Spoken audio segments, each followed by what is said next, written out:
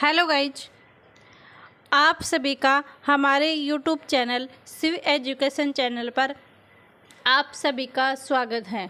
हमने NCERT class 6 के 3 chapter complete कर लिए हैं। आज हमारा चैप्टर 4 है, उसका नाम है क्या बताती हैं हमें किताबें और कब्रें। हम आगे बढ़ें उससे पहले आप प्लीज़ चैनल को सब्सक्राइब कीजिए और शेयर कीजिए ताकि आपके पास हमारा नोटिफिकेशन पहुंचता रहे। आपके अगर ये अच्छे समझ में भी आ रहा है तो आप प्लीज़ लाइक करें। अगर कुछ आपके डाउट है तो आप हमें कमेंट करके ज़रूर बताएं, जिससे हमें ये पता चले कि हम आपका क्वेश्चन का डाउट कैसे करें। आपका हर कमेंट का आंसर दिया जाएगा। आपको जो भी डाउट हो वो आप पूछ सकते हो, आपका डाउट भी क्लियर किया जाएगा। आज हम अध्याय 4 पढ़ रहे हैं। उसमें है कि क्या बताती हैं हमें किताबें और कब्रें। यहाँ किताबों का अर्थ क्या है? यहाँ किताबों का अर्थ क्या है? किताबों से अर्थ है कि वेद। किताबों से अर्थ क्या है? यानी वेद। यानी वैदिक काल में जो वेद हुआ करते थे उनके बारे में इस लेसन में हम फुल डिटेल से पढ़ेंगे कि वेद कितने होते थे, वैदिक आर्यों ने क्या किया, कैसे लिखा, ये वाली चीज़ें हम पढ़ेंगे। फिर है और कब्रें। कब्रों का अर्थ है कि महापाषाण काल। कि महापाषाण काल में उनके रहन सहन की व्यवस्था, महापाषाण के काल के समय, वो वाली चीज़ें हम इस टॉपिक में पढ़ेंगे। इस चैप्टर में हमारे 2 ही टॉपिक हैं, किताबें और कब्रें। इन दोनों को क्लियर करते हुए हम अपना कंटिन्यू चैप्टर को पढ़ेंगे। चलो स्टार्ट करते हैं। आई होप आप सभी ने चैनल को सब्सक्राइब कर दिया होगा, तो हम आगे बढ़ते हैं।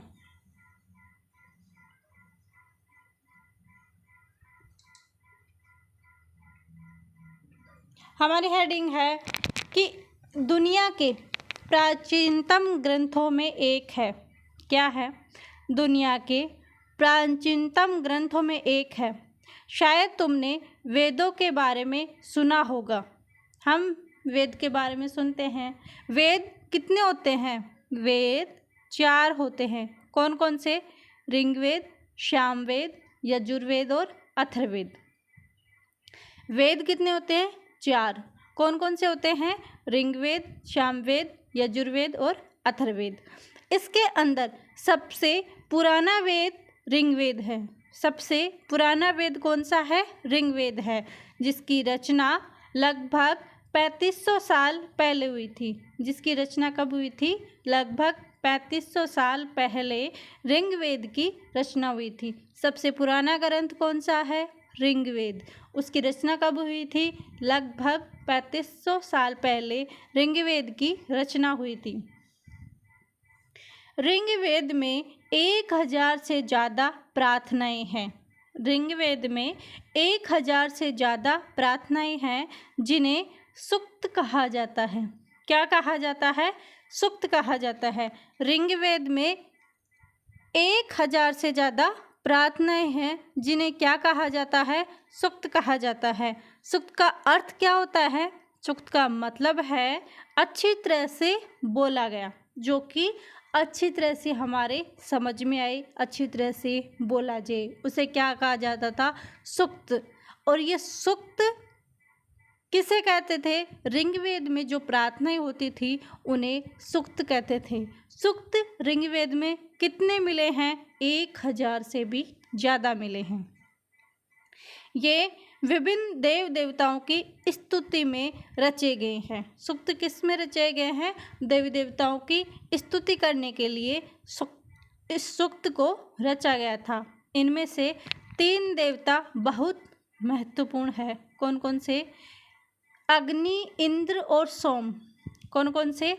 अग्नि, इंद्र और सोम। ये तीनों महत्वपूर्ण देवता हैं। इनकी स्तुति इन ऋग्वेद वेद के अंदर लिखा गया था।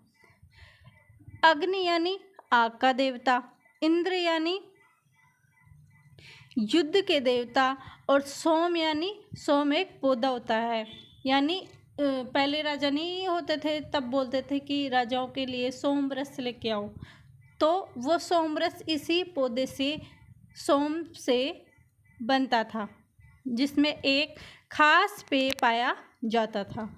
तो यहाँ से हमने क्या नोट किया कि वेद कितने होते हैं? 4। कौन कौन से? ऋग्वेद, सामवेद, यजुर्वेद, अथर्ववेद। सबसे पुराना वेद कौन सा है? ऋग्वेद। उसका रचनाकार कब का है? 3500 साल पहले का। उसमें 1000 से ज़्यादा प्रार्थनाएं लिखी गई है। उसे क्या कहा गया? सूक्त। सूक्त का है अच्छी तरह बोलना, यानी देव देवताओं की स्तुति के लिए सूक्त रचे गए। सूक्त क्यों रचे गए थे? देव देवताओं की स्तुति करने के लिए। कौन से देवता महत्वपूर्ण है? अग्नि, इंद्र और सोम। कौन से हैं? अग्नि, इंद्र और सोम। ये वाले हमने इस टॉपिक में पढ़ लिया है।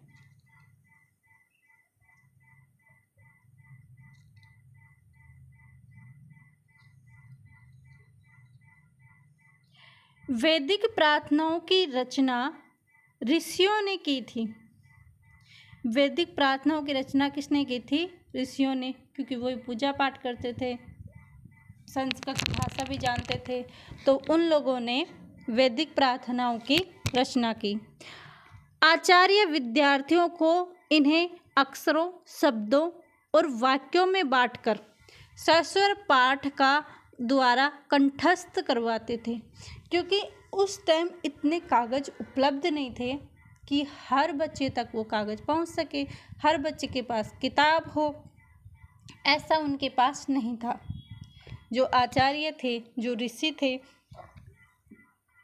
वो क्या करते थे? जो भी ये पढ़ाते थे उनको श्लोकों, सूक्त को कंठस्थ याद करवा देते थे।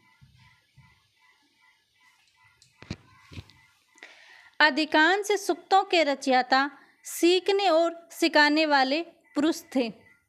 अधिकांश सूक्तों के रचयिता क्या थे? सीखने और सिखाने वाले पुरुष थे। कुछ प्रार्थनाओं की रचना महिलाओं ने भी की, क्योंकि काफ़ी लोग मानते हैं कि उस टाइम महिलाएं पढ़ी लिखी नहीं थी, लेकिन हमें कुछ प्रमाणों के आधार पर हम कह सकते हैं कि वैदिक काल में भी महिलाओं को पढ़ने की अनुमति थी। तो वो प्रार्थनाएं जो मिली हैं वो कुछ महिलाओं द्वारा भी रचित हैं। ऋग्वेद की भाषा प्राक्य संस्कृत या वैदिक संस्कृत कहलाती है। ये वाला क्वेश्चन आया हुआ पहले एग्जाम में है कि ऋग्वेद की भाषा क्या कहलाती है? प्राक संस्कृत या वैदिक संस्कृत कहलाती है। प्राक संस्कृत या वैदिक संस्कृत क्या कहलाती है? ऋग्वेद की भाषा है। और ये भाषा वो भाषा नहीं है जो हम स्कूलों में पढ़ते हैं उससे यह है थोड़ी भिन्न है, यानी अलग है। जो हम स्कूलों में पढ़ते हैं वो तो बहुत इजी लेवल की है, बहुत सरल शब्दों में है, बल्कि ये वाली ऐसी नहीं है। फिर इसमें अंतर बताया गया है कि आखिर संस्कृत और अन्य भाषाओं में आखिर अंतर क्या था। संस्कृत भाषा यूरोपियन यानी भारत और यूरोपीय भाषा परिवारों का हिस्सा है। संस्कृत जो भाषा है वो क्या है? भारत और यूरोपीय भारत परिवारों का हिस्सा है। कौन सी? संस्कृत भाषा। भारत की कई भाषाएं असमिया, गुजराती, हिंदी, कश्मीरी और सिंधी एशियाई भाषाएं जैसे फारसी तथा यूरोप की बहुत सी भाषाएं जैसे अंग्रेजी, फारसी, जर्मन, यूनानी, इतालवी, स्पेनिश आदि इसी परिवार से जुड़ी हुई हैं। कौन से परिवार से? एशियाई भाषा परिवार से ये जुड़ी हुई है।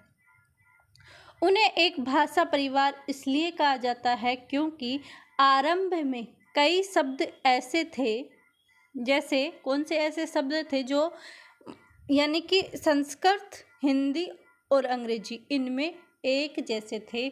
जैसे काफ़ी शब्द ऐसे थे, जैसे इसमें बताया गया है कि मात्र को उस संस्कृत में, हिंदी में क्या कहते हैं मात्र को? माता। और संस्कृत में क्या कहते हैं? मातृ। बल्कि इसको अंग्रेजी में क्या कहते हैं? मदर। ऐसे कुछ शब्द थे जो कि भारत यूरोपियन शैली के आसपास मिलते जुलते थे। इनकी अलग अलग भाषाएं थी, लेकिन फिर भी इनमें समानताएं भी थी।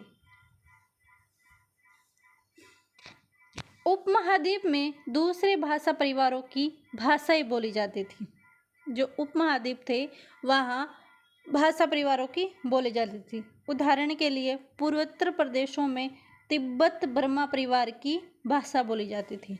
पूर्वोत्तर प्रदेश में कौन सी भाषा बोली जाती थी? तिब्बत बर्मा परिवारों की भाषा बोली जाती थी। तमिल, तेलुगु, कन्नड़, मलयालम, द्रविड़ भाषा परिवारों की भाषाएं हैं, जबकि झारखंड और मध्य भारत के कई हिस्सों में बोली जाने वाली भाषाएं ऑस्ट्रो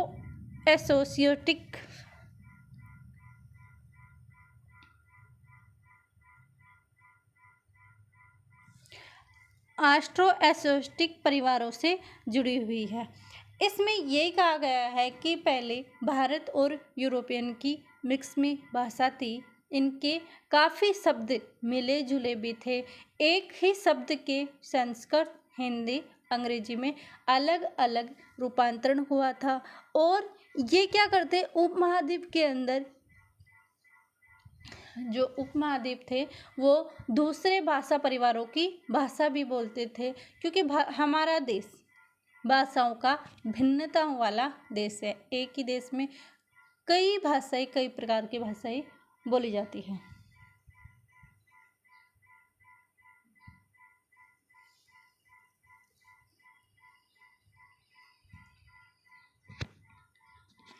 हम जिन किताबों को पढ़ते हैं वे लिखी या छापी गई है। हम जो किताब पढ़ते हैं वो लिखी और छापी गई है। ऋग्वेद का उच्चारण किया जाता था, श्रवण किया जाता था, न कि पढ़ा जाता था।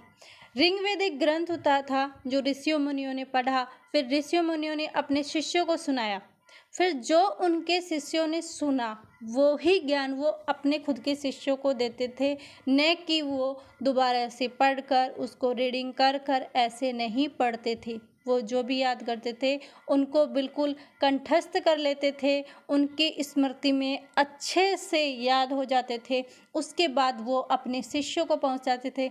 ऐसे करके पीढ़ी दर पीढ़ी उस समय श्रवण करके शिक्षा पहुंचाई जाती थी। उसी के माध्यम से विद्यार्थियों को ज्ञान दिया जाता था। उनके पास उस समय कोई भी किताबें उपलब्ध नहीं थी जिससे कि वो हर विद्यार्थी को किताब दे सके, क्योंकि उस समय इतने संसाधन विकसित नहीं हुए थे। हमने पिछले चैप्टर में पढ़ा था कि वो लोग भुर्ज नाम के पेड़ की छाल जो उत्तराखंड में पाया गया था, फिर वो कश्मीर में जाकर उन पर लिखते थे। तो ऐसे लिखने का काम बहुत ही कम होता था, तो हर व्यक्ति तक ऐसा नहीं पहुंच पाता था।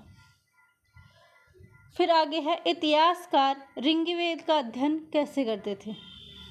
भाई हर आदमी तक नहीं पहुंचता। उन्होंने बोला कि जो अपने शिष्यों तक पहुंचाते हैं ऐसे करते हैं। लेकिन इनका क्वेश्चन है कि आखिर इतिहासकार ऋग्वेद का अध्ययन कैसे करते थे। इतिहासकार पुरातत्ववेत्ताओं की तरह ही अतीत के बारे में जानकारी इकट्ठी करते थे। पुरातत्व क्या करते थे? खोजबीन करके चीज़ों को इकट्ठी करके उनके बारे में जानकारी प्राप्त करते थे। यही काम करते थे। हमने अभी पिछली कक्षा में पढ़ा था कि हड़प्पा सभ्यता थी, वहाँ पर जो ईंटों को निकाले गई, पहले तो लोगों ने निकाल ली ईंट, लेकिन पुरातत्व विभागों वालों ने बाद में देखा कि इतनी सारी ईंट कहाँ से आ रही, तो उन्होंने खोजबीन की। तब वहाँ पे पता चला कि यहाँ कोई ना कोई सभ्यता विकसित हुई थी। इसी ही तरह इतिहासकार भी क्या करते हैं, खोजबीन करके जानकारी इकट्ठी करते हैं। लेकिन भौतिक अवशेषों के अलावा वे लिखित स्रोत का भी उपयोग करते हैं। लिखित स्रोत का उपयोग करने से क्या है कि प्रमाण ठोस हो जाता है, प्रत्यक्ष हो जाता है। ये वाली चीजें भी उनमें थी।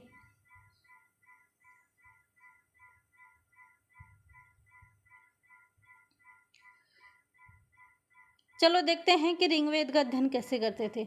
ऋग्वेद में कुछ सूक्त वार्तालाप के रूप में है, कुछ सूक्त हैं जो वार्तालाप के रूप में है।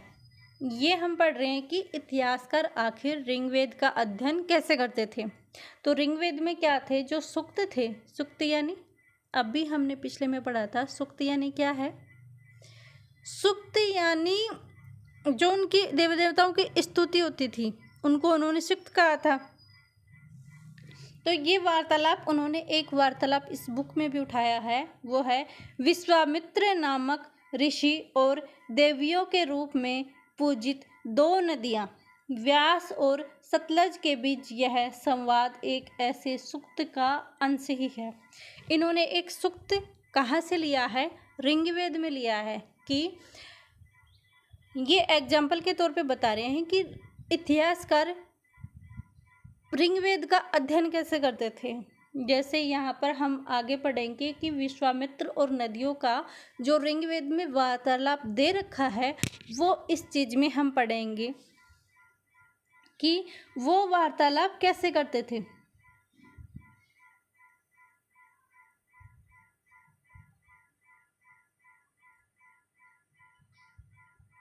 ऋग्वेद की पांडुलिपि का एक पन्ना है, कोई लिखित था नहीं। ये ऋग्वेद में लिखा एक पन्ना हमें मिला था। किसको मिला था, इतिहासकारों को मिला था।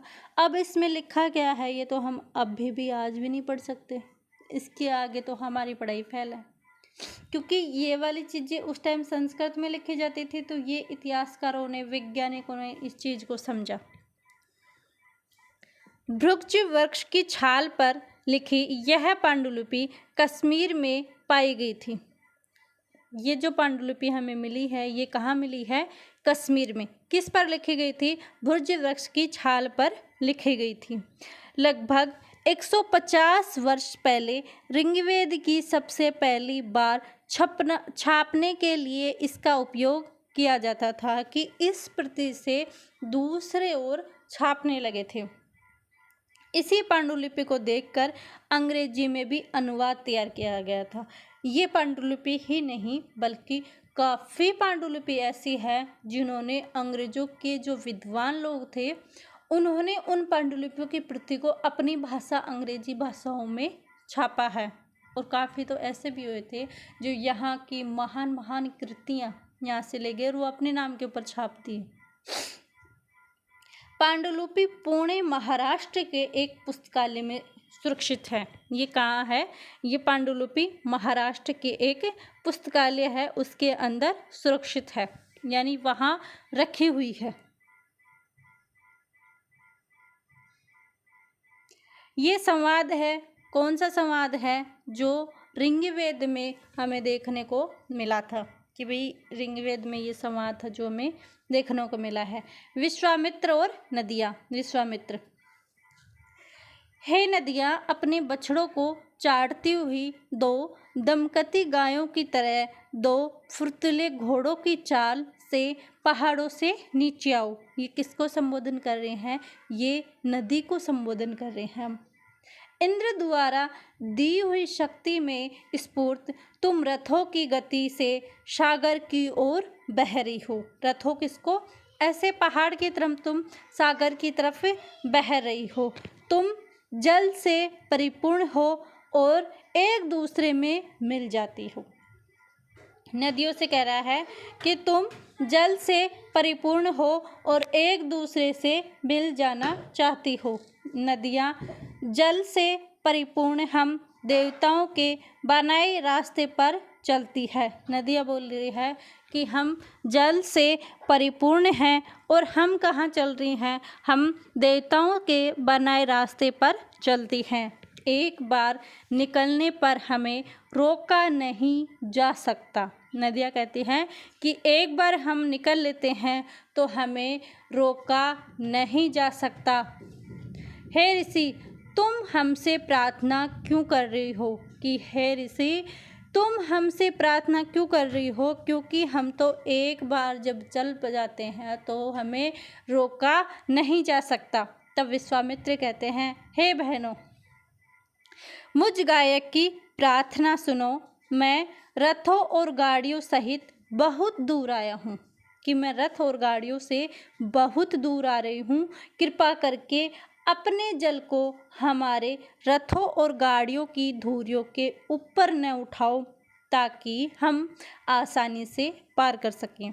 ये संवाद ऐसे है कि नदियाँ बह रही है, विश्वामित्र जी अपने रथ पर बैठे हैं, तो वो नदियों से कह रहे हैं कि आप अपना बहाव कम कर दो। नदियाँ बोल रही है कि हम अपना बहाव कैसे कम करें, हम तो भगवान के बनाए हुए रास्तों पर चलते हैं। अगर हमने एक बार चल दिया तो हम अपने आप को रोक नहीं सकते। नदियाँ, हम तुम्हारी प्रार्थना सुनेंगे, जिससे तुम सब सुरक्षित उस पार जा सकोगे। हम जरूर आपकी प्रार्थना सुनेंगे और तुम सब सुरक्षित उस पार जा सकोगे। ये संवाद कहाँ था? ये ऋग्वेद में संवाद था। इतिहासकारों ने इसको बताया था। इतिहासकार यह बताते हैं कि यह प्रार्थना उस क्षेत्र में रची गई होगी जहाँ ये नदियाँ बहती होगी। जब ये संवाद पढ़ा तो ये दृश्य देखकर इतिहासकारों ने अनुमान लगाया होगा कि शायद ये नदियाँ उस क्षेत्र में रची गई होंगी जहाँ से ये नदियाँ बहती है। ये यह भी सुझाते हैं कि जिस समाज में ऋषि रहते थे वहाँ घोड़ों और गायों का बहुत महत्व था। यह क्योंकि इसमें घोड़ों यानी बछड़ों का और गायों का यानी बैलों का जिक्र किया था, तो इतिहासकार अनुमान लगाते हैं कि शायद यहाँ पर ऋषि रहते होंगे, ऋषि नदियों के आसपास रहते होंगे और ये लोग गायों का, घोड़ों का महत्व भी जानते होंगे। इसलिए नदियों की तुलना घोड़ों और गायों से की गई है। इसलिए इन्होंने नदियों की तुलना किससे की? घोड़ों और गायों से की गई है। ऋग्वेद की प्रार्थना में अन्य दूसरी नदियाँ, खासकर सरस्वती, सिंधु और इसकी सहायक नदियों का भी जिक्र है। इन नदियों का ऋग्वेद में जिक्र है। गंगा और यमुना का उल्लेख सिर्फ एक बार हुआ है। यहाँ से क्वेश्चन आ चुका है, ये बहुत ही इम्पोर्टेंट है।